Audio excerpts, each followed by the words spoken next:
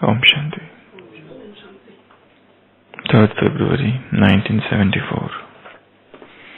इंतजाम करने वाले अलबेले और इंतजार करने वाले तेज है। आप क्या समझते हो? क्या इंतजाम जोर शोर से कर रहे हो, या जैसे दुनियावी लोग कहते हैं कि जो होगा सो देखा जाएगा, ऐसे ही आप इंतजाम करने के निमित्त बनी हुई आत्माएं भी यह तो नहीं सोचती हो कि जो होगा सो देखा जाएगा। इसको ही क्या कहा जाता है? अलबेलापन कहा जाता है। अब तो इतना बड़ा कार्य करने के लिए खूब तैयारी चाहिए। पता है क्या तैयारी चाहिए? क्या शंकर को कार्य करना है, कराना है? उसको ही तो नहीं देखते हो कि अब शंकर विनाश कराएगा। विनाश ज्वाला प्रज्वलित कब और कैसे हुई? कौन निमित्त बना? क्या शंकर निमित्त बना, या यज्ञ रचने वाले बाप और ब्राह्मण बच्चे निमित्त बने? जब से स्थापना का कार्य अर्थ यज्ञ रचा, तब से स्थापना के साथ साथ यज्ञ कुंड से विनाश की ज्वाला भी प्रकट हुई। तो विनाश को प्रज्वलित करने वाले कौन हुए? बाप और आप साथ साथ है ना? तो जो प्रज्वलित करने वाले हैं, तो उन्हों को संपन्न भी करना है, न कि शंकर को। शंकर समान ज्वाला रूप बनकर प्रज्वलित की हुई विनाश की ज्वाला को संपन्न करना है। शंकर समान ज्वाला रूप बनकर प्रज्वलित की हुई विनाश की ज्वाला को संपन्न करना है। जब कोई एक अर्थी को भी जलाते हैं तो जलाने के बाद क्या करते हैं? बीच में अग्नि को तेज किया जाता है। तो यह विनाश ज्वाला कितनी बड़ी अग्नि है। इसको भी संपन्न करने के लिए निमित्त बनी आत्मा को तेज करने के लिए हिलाना पड़े। कैसे हिलावे? जब अर्थी जलती है तो बीच में लकड़ी से हिलाते हैं। विनाश इतनी बड़ी ज्वाला है, उसको कैसे प्रज्वलित करोगे, हिलाओगे? कौन सी लकड़ी से?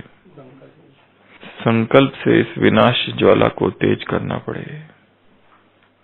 संकल्प से, संकल्प रूपी लकड़ी से विनाश की अग्नि प्रचंड करो। क्या ऐसा ज्वाला रूप बन विनाश ज्वाला को तेज करने का संकल्प इमर्ज होता है, या यह अपना कार्य नहीं समझते हो? तो मुरली है 74 की।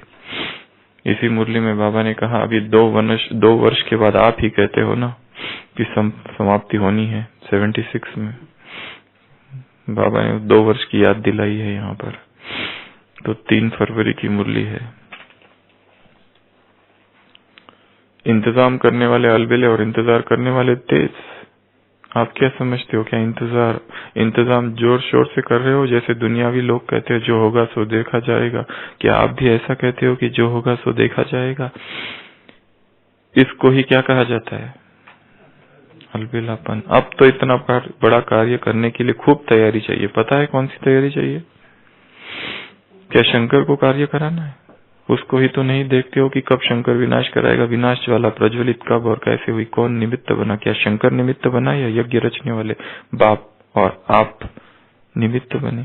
जब से स्थापना का कार्य अर्थ यज्ञ रचा गया, तब यज्ञ कुंड से विनाश की ज्वाला प्रकट हुई। तो विनाश को प्रज्वलित करने वाले कौन है? आप और बाप और आप साथ साथ है ना? तो जो प्रज्वलित करने वाले हैं, उन्हों को संपन्न भी करना है, न कि शंकर को। शंकर समान क्या बन जाओ हरि भाई? ज्वाला रूप बनकर प्रज्वलित की हुई विनाश की ज्वाला को संपन्न करना है। संपन्न अर्थात बाबा संपन्न जब कहते हैं तो उसका क्या अर्थ होता है? समाप्ति, पूरा करना। जब कोई एक अर्थी को भी जलाते हैं तो जलाने के बाद बीच में अग्नि को तेज किया जाता है। तो यह विनाश वाला कितनी बड़ी अग्नि है। इसको भी संपन्न करने के लिए निमित्त बनी आत्मा को तेज करने के लिए हिलाना पड़े। कैसे हिलावे? संकल्प की लकड़ी से। हाथ से व लकड़ी से। संकल्प से इस विनाश ज्वाला को तेज करना पड़े। किया ऐसा ज्वाला रूप बन, विनाश ज्वाला को तेज करने का संकल्प इमर्ज होता है या अपना कार्य नहीं समझते हो? नॉट माई जॉब, जिसको करना है करे, ये हमारा काम नहीं है, ऐसा तो नहीं समझते? तो क्या करना है? इंतजाम। क्या करना है? शंकर समान ज्वाला रूप, तपस्वी रूप। क्या करना है? विनाश की इस ज्वाला को प्रज्वलित करना है। ये कार्य किसका है? अपना, मेरा, मुझे करना है। किससे करना है? हाथ से या लाठी से? संकल्प रूपी लकड़ी से विनाश ज्वाला को तेज करना पड़े। तो क्या बन जाओ? शंकर समान महा तपस्वी ज्वाला स्वरूप। शंकर का चित्र देखा है ना? इधर है? बड़ा चाहिए तो बाल शंकर है ये। तो शंकर के साथ 17 चीजें दिखाई जाती है। कितनी? 17। तो मैं कौन हूँ? शंकर। मैं कौन हूँ? ज्वाला स्वरूप, तपस्वी स्वरूप शंकर हूँ। तो शंकर को दिखाते ही वो 17 की 17 चीजें याद आ जानी चाहिए। जब भी विनाश की बातें आए तो ये 17 की 17 चीजें याद आ जानी चाहिए। सबसे पहला, शंकर अर्थात आदि योगी, महायोगी, मेडिटेटिंग योगी, तपस्वी।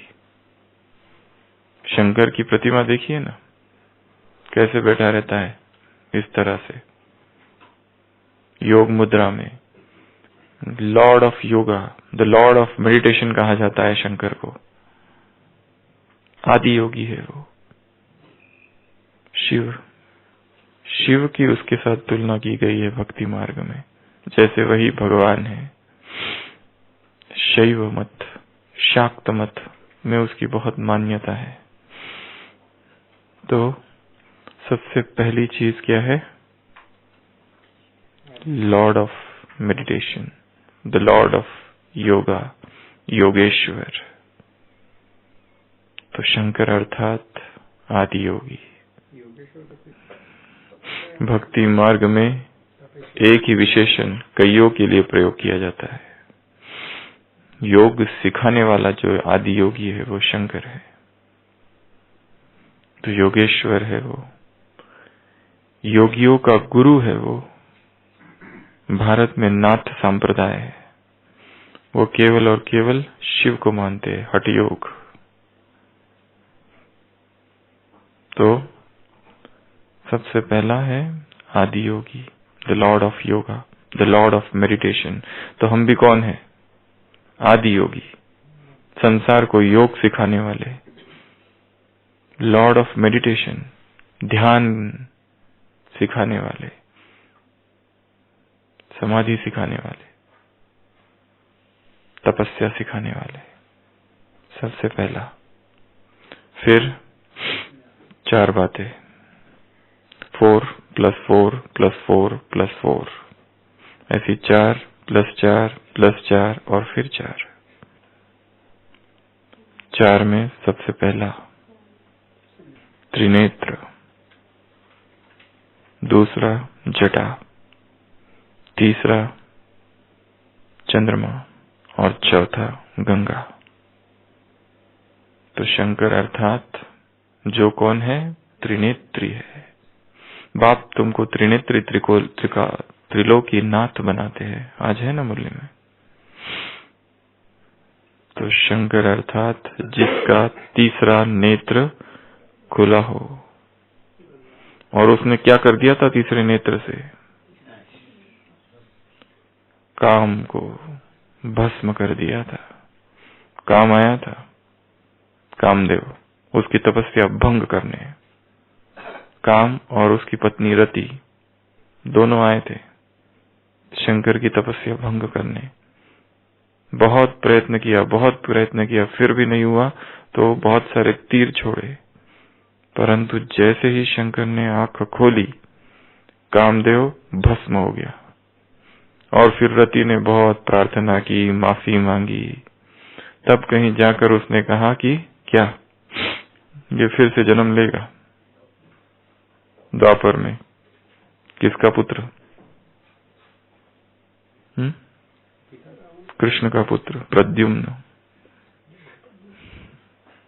परंतु तब से उसने कहा था कि तेरा पति मरेगा नहीं, वो हर हृदय में निवास करेगा। काम। तो दूसरी निशानी क्या है शंकर की 17 निशानियों में से? त्रिनेत्र, जिसके पास ज्ञान का तीसरा नेत्र है, the third I of wisdom.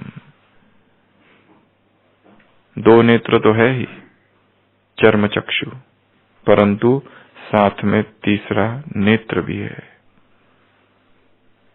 तीसरी निशानी जटा। शंकर अर्थात क्या है? शंकर जटाधारी है। जटा किसका प्रतीक है मंजू बहन? किसका? जटा किसका प्रतीक है? तपस्वी का प्रतीक है जटा। निर्मोही है, कोई लेना देना नहीं है केश के श्रृंगार से, तो वो प्रतीक है तपस्वी का। तो शंकर अर्थात जटाधारी। चौथा चंद्रमा। चकोर चंद्रशेखरे रति प्रतिक्षणम मम। क्या धारण किए हुए है? चंद्रमा को धारण किए हुए, निरंतर सोम को धारण किए हुए। ज्ञान के अर्थों में किसको धारण किए हुए? शंकर। शीतलता को धारण किए हुए, सोम रस को धारण किए हुए, सोम को धारण किए हुए। और 5वां गंगा। ज्ञान की गंगा को अपनी जटाओं पर जिसने धारण किया है। सीधा गंगा यदि ऊपर से नीचे उतरती तो प्रलय कर देती, प्रलयंकारी होती। इसके लिए बीच में इंटरवेंशन है, हस्तक्षेप। इतनी बड़ी गंगा को धारण करने का सामर्थ्य धरती में नहीं है, धरती की आत्माओं में नहीं है। वो जो फोर्स है, प्रचंड वेग और प्रवाह है धरती का, संसार की आत्माएं सहन नहीं कर सकेगी। इसके लिए बीच में शंकर बैठा है, पहले उस पर गिरती है और फिर वहां से प्रवाहित होती है।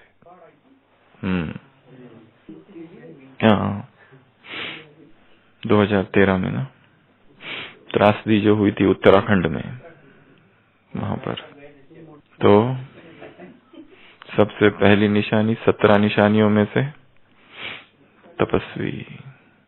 तो बाप हमें क्या बनाते हैं? तपस्वी शंकर बनाते हैं। सारी सृष्टि में ऐसा बाप देखा मंजू बहन? कैसा? सारी सृष्टि में कभी ऐसा बाप देखा? कौन मुरली सुनकर आया? सारी सृष्टि में ऐसा बाप देखा? कैसा?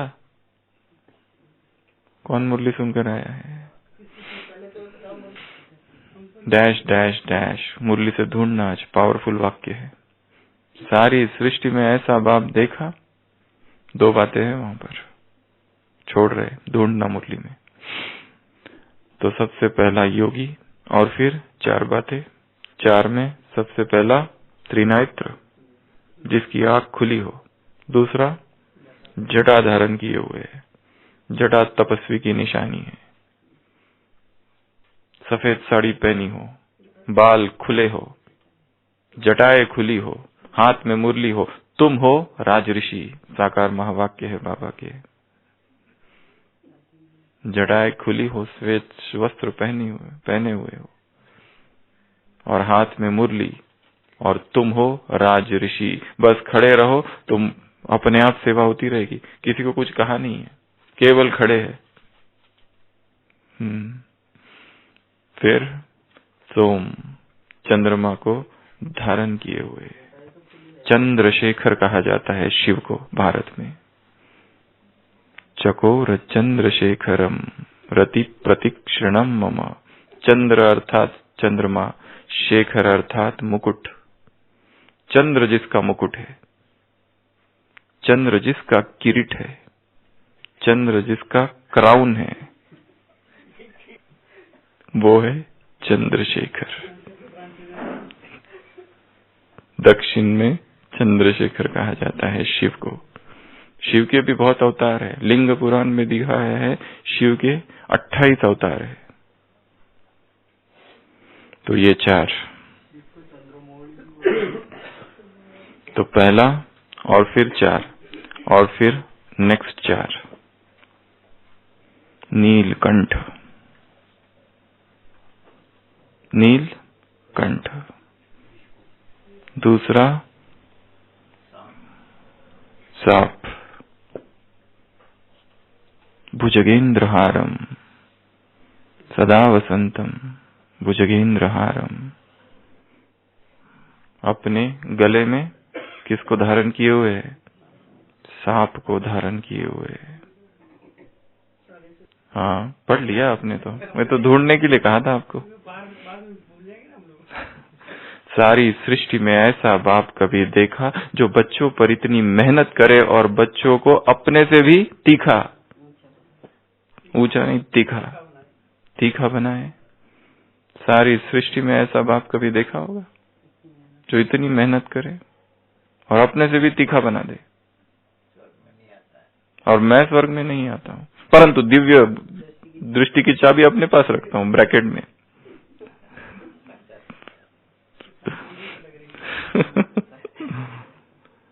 तो 5 हो गए। छठवा कौन सा? नीलकंठ। नीलकंठ का क्या अर्थ है? विकार अंदर ले लिया। नीलकंठ का क्या प्रतीक, क्या अर्थ है? त्याग, त्याग। हलाहल विष निकला था मंथन से। अच्छा अच्छा जो निकला, किसी इंद्र ने कुछ ले लिया, देवताओं ने कुछ ले लिया, असुरों ने कुछ ले लिया देवासुर संग्राम में। पर जब हलाहल निकला तो कोई लेने को तैयार नहीं था, सब भाग रहे इधर उधर। उसने ले लिया। वो तो अच्छा किया, टाइमली इंटरवेंशन किया पार्वती ने, गला दबा दिया उसका यहां से, तो वो अंदर नहीं गया, यहीं रुक गया। तो वो क्या हो गया? नीला हो गया कंठ। तो एक तो प्रतीक है त्याग का, नीलकंठ, नीला गला। दूसरा बताया भुजगेंद्रहारम, सारे ही विकारों को जिसने वश में किया है वह शंकर। विकारों को जिसने वश में कर रखा है वह शंकर। सांप की 3 निशानियां दिखाते हैं मुरली में बाबा हमेशा। एक, विष्णु शेष शैया पर अनंत आसन में लेटा हुआ है, तूफान चल रहा है परंतु वो निश्चिंत है, उसे कोई फर्क नहीं पड़ रहा है। दूसरा शंकर, जो गले में सांपों को धारण किए हुए, विकार उसके वश में है। और तीसरा, डांस कर रहा है कालिया नाग पर श्री कृष्ण। मुरलियों में, अव्यक्त वाणियों में ये 3 प्रतीक आते हैं जो कि हमारी निशानी है। विष्णु हमारी निशानी, शंकर हमारी निशानी, श्री कृष्ण हमारी निशानी, तीनों ही सांप से संबंधित। तो हम कौन है? नीलकंठ है। हम कौन है? भुजगेंद्रहारम, सदा वसंतम विद्यारविंदे। ऐसे सांप को अपने गले में वश में किए हुए। तीसरा, राख, भस्म रमाई हुई है, भभूति विभूति रमाई हुई है, सारे शरीर में भस्म है, शमशान में रहता है। भस्म किसका प्रतीक है? अनित्य। संसार अनित्य है, वैराग का प्रतीक है। जिसने जान लिया है ये संसार अनित्य है, मिथ्या है, अनित्यम असुखम लोकम, संसार से कोई लेना देना नहीं, एवरीथिंग इज इम्परमानेंट। यहाँ पर जो भी दिखाई दे रहा है सब में दुख है। जीवन में दुख है, बचपन में दुख है, यौवन में दुख है, मृत्यु में दुख है, बुढ़ापे में दुख है। दुख से ओतप्रोत है यह जीवन। जिसने इस सत्य को जान लिया वो कभी भी यहाँ पर आशा, यहाँ पर सुख केवल और केवल आशा मात्र है, कल्पना है। सुख कभी नहीं मिल सकता संसार में, क्योंकि ये दुखालय है, कांटों का जंगल है। फिर भी मनुष्य सोचते रहता है इससे सुख मिल जाए, उससे सुख मिल जाए, इस परिस्थिति में सुख मिल जाए, सुखों की चाह, और वो घसीटता जाता है और दुखों में। शंकर अर्थात जो इस संसार से वीतराग है, उसे इस संसार से कोई लेना देना नहीं। जान लिया है इम्परमानेंस ऑफ द वर्ल्ड, अनित्य स्वभाव को जान लिया, अनित्य वस्तुओं की अनित्यता को जिसने जान लिया, असारता को जान लिया है जिसने, यहाँ पर कुछ भी नहीं है, सारी भागदौड़ व्यर्थ है। व्यर्थता को जब तक व्यक्ति नहीं जानता, वैराग का उदय नहीं होता हृदय में। आशा करते रहता है, ये आशा ही जहर है, दुख का कारण है। आशा को बहुत महान समझते हैं संसार में लोग, परंतु संसारिक आशाएं, तृष्णाएं कभी पूर्ण नहीं होती, वरन और ही दुखों में आबद्ध करती है चेतना को। तो तीसरा है भस्म, राख। तो राख रमा के बैठे हो कमलेश भाई? देह से कोई आकर्षण नहीं है, देह के श्रृंगार का कोई रस नहीं है। देह को लगाऊं, सेंट लगाऊं, ये लगाऊं, वो लगाऊं, पाउडर लगाऊं, क्रीम लगाऊं, मेकअप करूं, बालों को संवारने में ही टाइम लगाऊं, काला करूं, सफेद हो गए तो लोग क्या कहेंगे, एक का सफेद दिखाई दे रहा है, मुझको निकालो। चिंता होती है, बाल सफेद होने लगे, बाल झड़ने लगे तो ज्यादा ही चिंता होती है। उस दिन डॉक्टर गिरीश पटेल जी बता रहे थे, मैं जब कॉलेज में था तभी मेरे सारे बाल झड़ गए।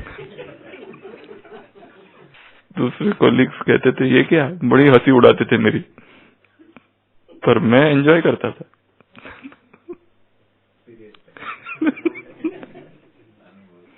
बस अगला शेर बाघ की खाल, टाइगर स्किन।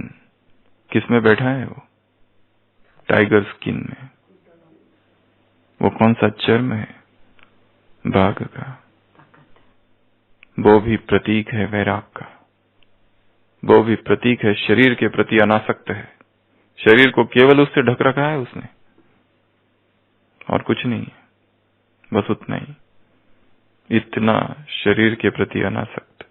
कहां पर है? कैलाश में। ठंड कितनी है? मानसरोवर के पास। परंतु प्रकृति जीत का भी प्रतीक है वो। तो ये चार। फिर अगले चार। पहला त्रिशूल। त्रिशूल किसका प्रतीक है? बहुत सारों का प्रतीक है त्रिशूल। एक तो तीन गुण, त्रिगुणातीत है वो, तीनों ही गुणों से परे है। रजस, तमस और सत्व। सतोगुण, तमोगुण, रजोगुण, तीनों से ही परे, सतो प्रधान जिसको बाबा कहते हैं अपनी भाषा में। और भक्ति में जिसको त्रिगुणातीत कहा जाता है, तीनों गुणों से जो परे है, वो तीन अर्थात अतीत, वर्तमान और भविष्य से जो परे है वह त्रिशूल। तीन अर्थात स्थापना, पालना और विनाश। तीन अर्थात इस देह में इड़ा पिंगला और सुषुम्ना, जहां पर मिलती है नाड़ियां, वह सहस्त्रार, वह आज्ञा, वो चक्र जो समाधि में लीन है, कुंडलिनी जिसकी जागृत हो गई है, वह त्रिशूल का प्रतीक है। त्रिशूल दुर्गा को भी के पास भी दिखाते हैं। तो शंकर अर्थात जिसने क्या धारण कर रखा है? त्रिशूल, जो त्रिकालदर्शी है, तीनों ही कालों को जो जानता है, त्रिनेत्री है, जो त्रिलोकी नाथ है, त्रिकाल का जिसके पास ज्ञान है, knower of 3 aspects of time, वर्तमान, भूत, भविष्य, जिसकी कुंडलिनी जागृत हो गई है, जो महापरम योगी है, वह शंकर। अगला डमरू।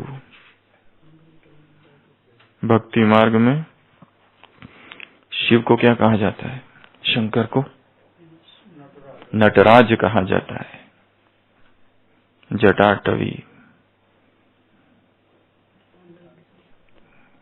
क्या तांडव नृत्य करता है वो। जटाटवी गलत जल प्रवाह पावितस्थले,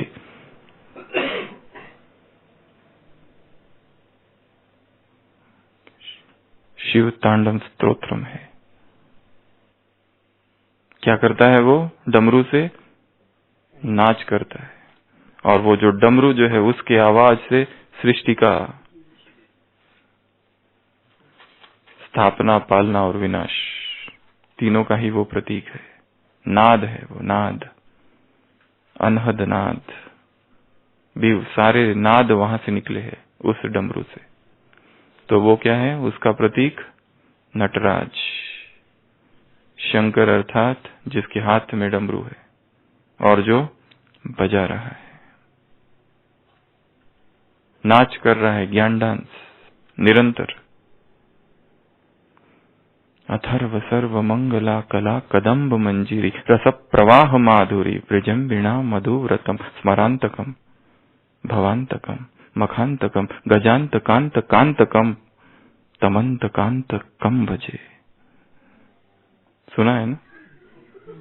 नकी में गूंजते रहता है।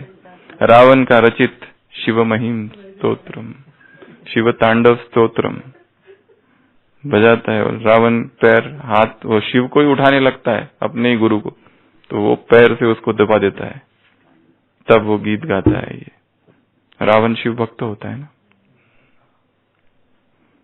शिव तांडव स्तोत्रम, शिव का। तो दूसरा क्या बताया? डमरू। पहला त्रिशूल, दूसरा डमरू, तीसरा साउथ इंडिया में परशा, परशु, कुल्हाड़ी, वो भी दिखाते हैं। परशुराम के पास दिखाते हैं और एक तो शिव के पास दिखाते हैं साउथ में। और चौथा रुद्राक्ष, माला, रोजरी, सारे शरीर में या तो हाथ में। तो ये 4। रुद्राक्ष ज्ञान की भाषा में जो निरंतर माला जप रहा है, वहां दिखाया है शंकर निरंतर राम की माला जप रहे। मंगल भवन अमंगलहारी तबहु सुदर्शरथ अजर बिहारी। वो जो शिव है रामायण में दिखाया, किसका ध्यान कर रहा है निरंतर? एक राम का ध्यान कर रहा है। शिव अर्थात शंकर। तो हम शंकर है, किसके ध्यान में लीन है? एक शिव के। वो माला है हमारे हाथ में, और वो परशा, उससे क्या कर रहे हैं? असुरों का विनाश। एक तरफ तो आशुतोष कहा हुआ है शंकर को, शिव को, दूसरी तरफ विनाशकारी प्रलयंकारी देवता भी कहा गया है। विरोधाभासी व्यक्तित्व है। एक तरफ वैरागी है तो दूसरी तरफ गृहस्थी भी बताया है। बहुमुखी व्यक्तित्व। तो 4। उसके बाद में 2 नंदी और गण। किस पर सवार है? नंदी पर सवार है। यह देह ही नंदी है जिस पर मैं आत्मा शंकर सवार हूं। गण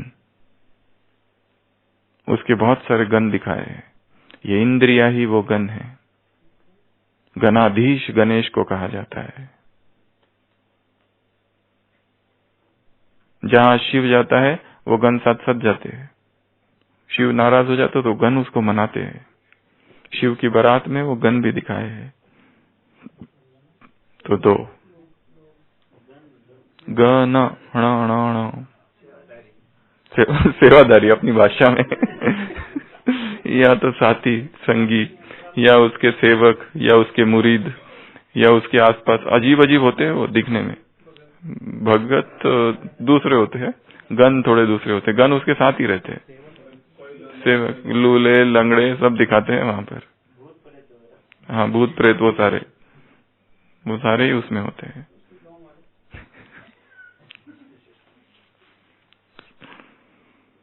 फिर लास्ट 2, एक कैलाश और दूसरा काशी।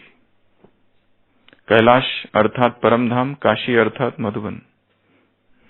एक तो हमारा परमानेंट एड्रेस परम धाम कैलाश, और दूसरा काशी, जो कि वो धरती पर जो काशी में प्राण छोड़ता है। 7 नगरियों में काशी का नाम है, 7 तीर्थों में। तो ऐसे ये कितने हुए? 17। एक और दिखाते हैं, परंतु वो इतना नहीं है, कमंडलू, परंतु वो उसके साथ जुड़ा हुआ नहीं है। वो रखा हुआ दिखाते जरूर है चित्र में, परंतु वो ऑप्शनल है।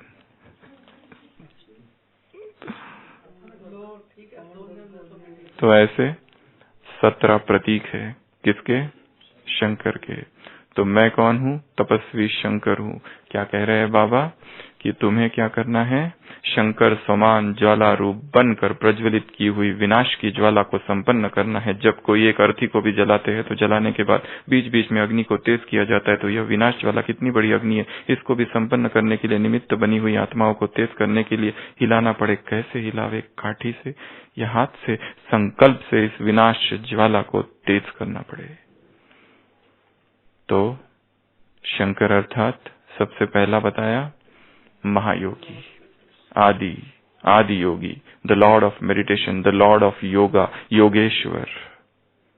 ये सबसे पहला पॉइंट। उसके बाद में 4 सिर के 4, एक त्रिनेत्र, दूसरा जटा, तीसरा चंद्रमा चंद्रशेखर, चौथा गंगा, गंगा बह रही है। ये 4। तो निरंतर चलते फिरते याद रखना, मैं कौन हूं? तपस्वी शंकर हूं। गंगा निरंतर बहती रहे, जटाएं खुली हो, और तीसरा नेत्र खुला हुआ हो, चंद्रमा वहां पर चमक रहा हो, ज्ञान चंद्रमा, ब्रह्मा का प्रतीक है चंद्रमा। अगले 4 नीलकंठ, संसार के कल्याण के लिए जो विष पी जाए। चुन चुन कर सूरज भाई का लिखा हुआ गीत है, हम बढ़े चलेंगे निर्भय हो जग के अंधियारे मिटाएंगे। उसमें एक ऐसी भी बात है ना कोई विष वाली, कि जो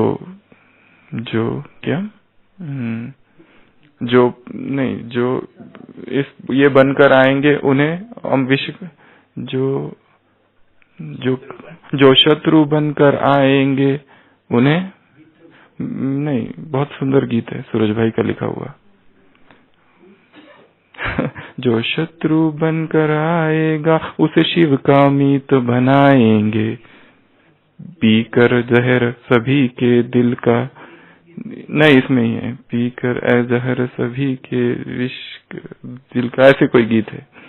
तो जो संसार कल्याण के लिए त्याग करे, सहन करे, वो शंकर है। तो नीलकंठ है हम। नीलकंठ बालक जो है वही बड़ा होके स्वामीनारायण बनता है। स्वामीनारायण जब छोटा सा होता है तो अपने घर से निकल जाता है 12 साल की उम्र में, और सारे भारत भर की यात्रा करता है। एक गांव में पहुंचता है जहां पर कहा जाता है कि तुम यहाँ नहीं बैठना, एक बहुत भयंकर सिंह बाघ आएगा रात में, वो कहता है मुझे कोई चिंता नहीं, मुझे किसी का डर नहीं, बैठा हुआ रहता है। वो पुजारी खिड़की से रात में देखते रहता है, वो सिंह आता है उसके सामने नतमस्तक हो जाता है और चला जाता है, जो कि नरभक्षी होता है। सबको रोज एक एक गांव के एक एक व्यक्ति को खाकर पकड़ कर लेके जाता है। पर जैसे ही नीलकंठ बालक वहां आता है, शांत हो जाता है। यही नीलकंठ जाकर स्वामीनारायण बनता है, उसी से स्वामीनारायण संप्रदाय का सूत्रपात आगे होता है। नीलकंठ। दूसरा, जिसने सांप उसको काटते नहीं, सांप का उसको भय भी नहीं है। जब यहाँ पर यज्ञ आया था ब्रिज कोटी में, तो वहां पर सांप थे। ब्रह्मा बाबा को कहा बाबा यहाँ बहुत सांप है। बाबा ने कहा तुमको इस सांप से क्या डरना देना, ये भी बच्चे हैं। और दूसरा, तुमको विकार रूपी सांपों को तुमने मार दिया, ये सांप तो कुछ भी नहीं है। हाँ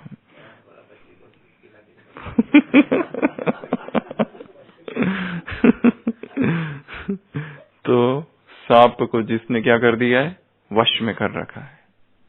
कोई भी विकार उसे परेशान नहीं करते, परंतु वश में है। तो दूसरा सांप। तीसरा, भस्म रमा कर बैठा है, जगत के प्रति संपूर्ण विरक्त। कोई आसक्ति नहीं है संसार से, कोई आशा नहीं है किसी से, कोई एक्सपेक्टेशन, किसी से कोई अपेक्षाएं नहीं है, कोई स्तुति, किसी की स्तुति नहीं चाहिए, किसी के निंदा से कोई प्रभावित नहीं। कोई क्रिटिसिज्म कर रहा है, धोखा दे रहा है, अविश्वास कर रहा है, आरोप लगा रहा है, जो करना है जिसको करने दो, जो जिसको करना है करे, हम अपनी मस्ती में मस्त है।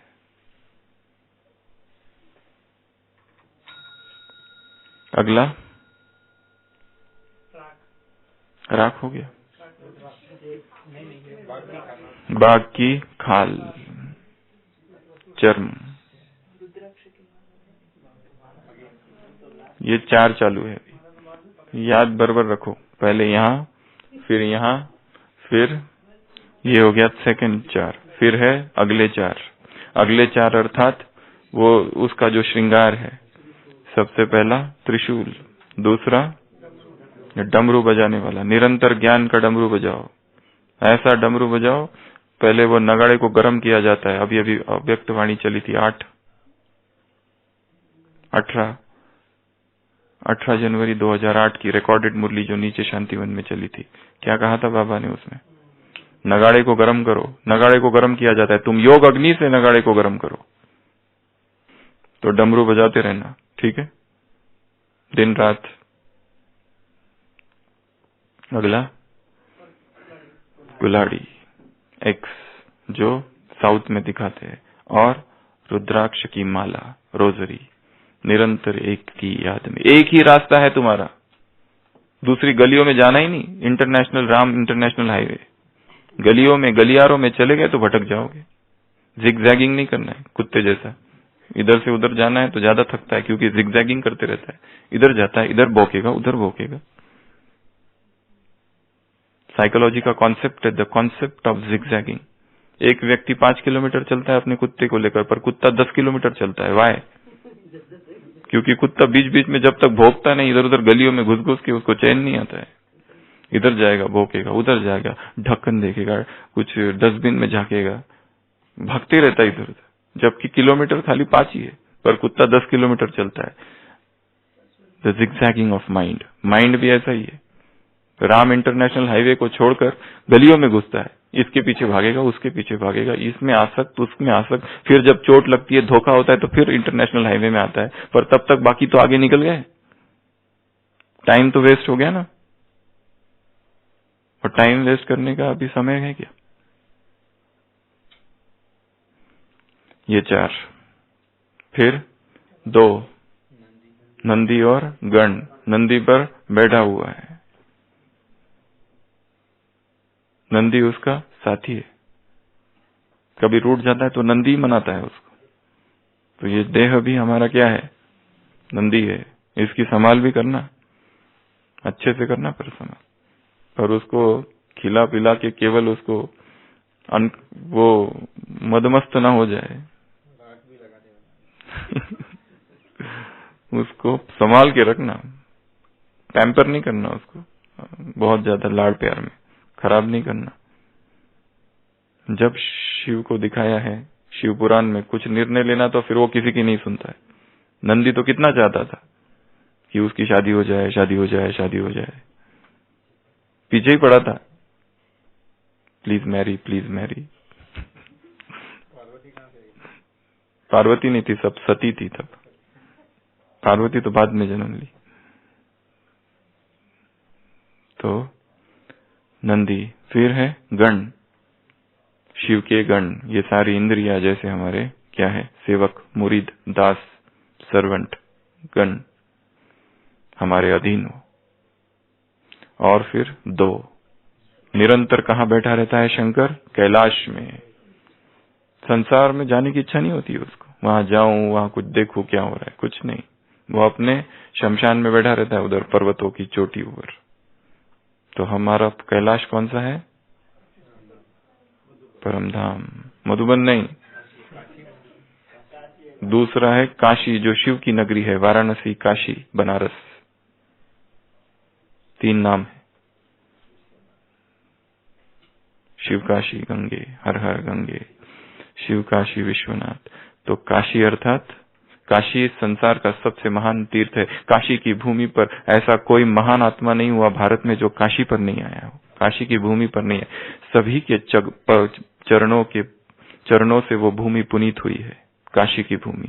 शंकराचार्य से लेकर, बुद्ध से लेकर सभी वहां आए, जितने बाहर के लोग भी है, महान आत्माएं, वो सब भी तिलोपा से लेके तो मिलरेपा से लेके तो, और कहते हैं कि जीसस क्राइस्ट से लेकर तो भी वो सब आए हैं वहां पर। अपना सेंटर होगा ना वहां। तो काशी की भूमि सबसे महान भूमि है। तो मधुबन इस विश्व की काशी है।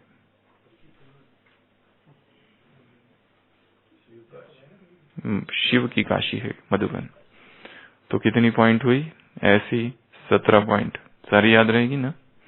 पहली 1 आदि होगी, फिर 4 इधर की, 4 इधर की, 4 इधर की, और 2 नंदीगण और 2 स्थान। तो ऐसी टोटल कितनी पॉइंट है? 17। तो मैं कौन हूं? तपस्वी शंकर।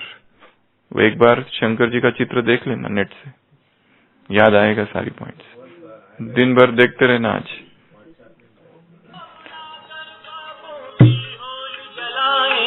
हम पापी नर को अपना कर पापों की होली जलाएंगे। उनके मन के विष को पीकर अमृत का कलश पिलाएंगे। उनके मन के विष को पीकर अमृत का कलश पिलाएंगे। हम बढ़े चलेंगे निर्भय हो, सबके अंधियार मिटाएंगे। कांटे जो आएंगे पथ में, चुन चुन कर उन्हें हटाएंगे। हम बढ़े चलेंगे निर्भय हो, हम बढ़े चलेंगे निर्भय हो, हम बढ़े चलेंगे निर्भय हो। उनके मन के विष को पीकर अमृत का कलश पिलाएंगे। ऐसे हम कौन हैं? तपस्वी शंकर। ओम शांति। होमवर्क दे दे आज ये